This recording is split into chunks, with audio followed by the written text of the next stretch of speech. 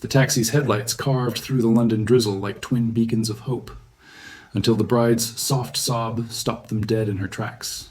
The clock at the station read 10:47 p.m. The bus brakes sighed, and outside the cab's window the pavement glistened under street lamps.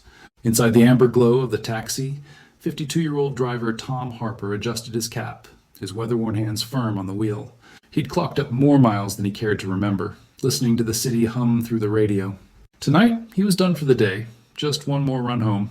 But then she stepped in, white gown stained with raindrops, mascara streaming, suitcase in one hand.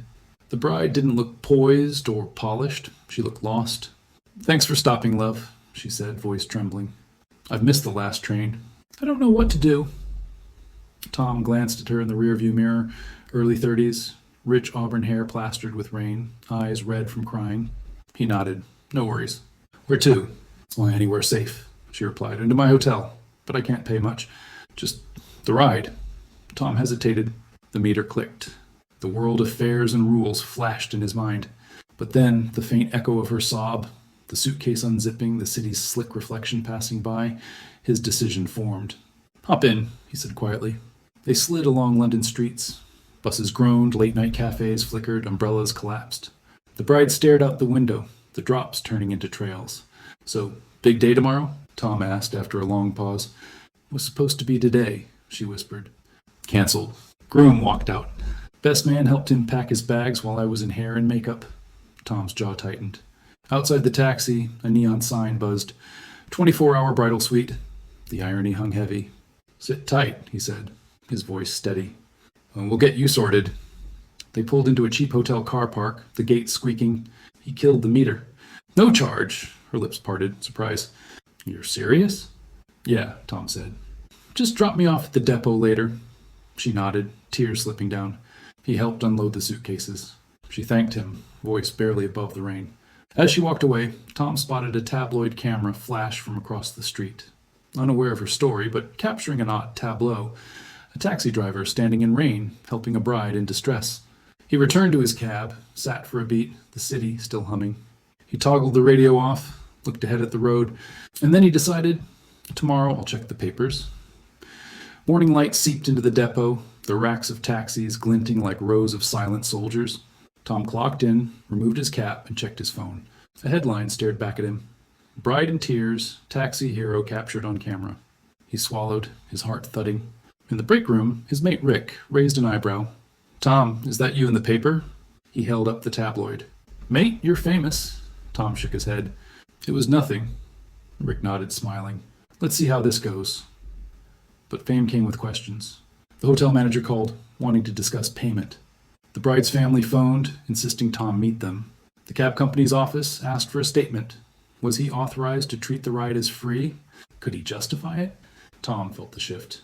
The city had spun his act into something larger. Later that day, he picked up a suit, well-dressed businessman, the kind who flicked his white cufflink impatiently. As Tom reversed into traffic, the man leaned forward. "I hear you gave a free ride to a bride last night." "Why?" Tom gripped the wheel. "She needed help. It seemed right." The man frowned. "Right? What about your costs?" "Your duty?" Tom met his eyes in the mirror. Cost wasn't the point. The businessman sat back, silence thick as car exhaust. At a stoplight, Tom heard his phone ping again, now from a social feed. The bride's picture, the taxi driver's face next to hers, comments flooding in. Kindness in London. "Taxi driver saves day." The names and faces twined into a moment bigger than Tom had meant. By the evening, he returned to the depot. The phone calls, the attention, the mild frustration of his manager, all pressed in. He opened the cab door, rain starting again. In the puddle at his feet, he saw his reflection. Tired, weathered, but somehow changed. He climbed in. On the meter, he flicked his cap, then the radio buzzed. Someone on the news segment was telling the story of the bride, the driver, the free ride. Tom's grip tightened on the steering wheel as they cut to chase footage. Camera flash, hotel sign, headline shot. In that moment, the tilt changed. This wasn't just about a ride. It was about what one person sees and what one person does. At midnight, Tom parked the cab, looked up at the hotel sign where it all began. The rain had stopped, but the sign glowed. Inside the lobby, the bride from last night stood talking to her family. She spotted Tom in the lobby mirror. Her eyes locked on him. She walked across. "Thank you," she said softly. I found a new dress. We're doing the ceremony tonight. Tom nodded, emotions swirling. He wanted to ask why she had no groom, but he didn't. Instead, he said, Good luck. She smiled, fragile but strong. See you tomorrow in the paper. And the door closed. Tom left the lobby, his reflection in glass, the city lights casting long shadows. He felt oddly naked under all the attention. That night he had a dream. The bride walking down an empty aisle, the city watching. He woke up sweating. Outside his flat, the first bus of the morning groaned. He grabbed his cap, stepped into the heavy air. He knew something fundamental had shifted. A week later, the tabloid's front page lay across the depot's bulletin board. A photograph of the bride in the white gown, the taxi driver beside her, both framed by the hotel sign and the cab's yellow door. Headline, Kindness on the Meter. Tom stared at it, then looked away. He clocked off, walked home through puddled streets. The rain had cleaned the city and lamplight glowed on wet pavement. His flat door opened to silence and the hiss of the kettle. He poured tea, sat near the window, city hum outside. His phone buzzed, a message from the bride. Thank you. Ceremony was tonight. Dad gave me away. He typed a quick reply. Take care. The next morning, the depot manager called Tom into the office. And we're giving you a commendation, she said, handing a small plaque. Your story inspired customers. We're donating part of our profits to a women's shelter in your name. Tom accepted it quietly. He looked at the plaque, his name, his face, weirdly bigger than he felt. Later that day, he drove through London. The city's usual rush slowed in his mind. He caught a reflection in a window.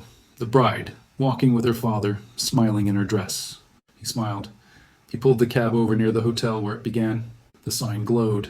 The puddles reflected it. He gave the flat of his hand to the bonnet of his taxi, a small gesture. Inside the hotel lobby, he stepped in. The bride spotted him. He tipped his cap. She nodded. No words. Outside, he walked back to his cab. Rain started again, gentle now. He climbed in, started the meter, pulled away. But this time, the taxi's interior carried more than fare. It carried a story of kindness. At dusk, back home, he stepped out of the cab, looked at his reflection in the window, the city behind him, neon flickering. He touched the plaque in his coat pocket. He thought of the bride, the wedding that still went ahead, a ceremony born of heartbreak. He thought of the many rides he'd done, the unseen stories in the back seat, and he thought, perhaps one moment of kindness can ripple further than the meter ever runs. Cut to the plaque on his kitchen shelf, the reflection of streetlight in its polished surface. Fade out. Moral. True compassion doesn't cost a fare. It creates a journey.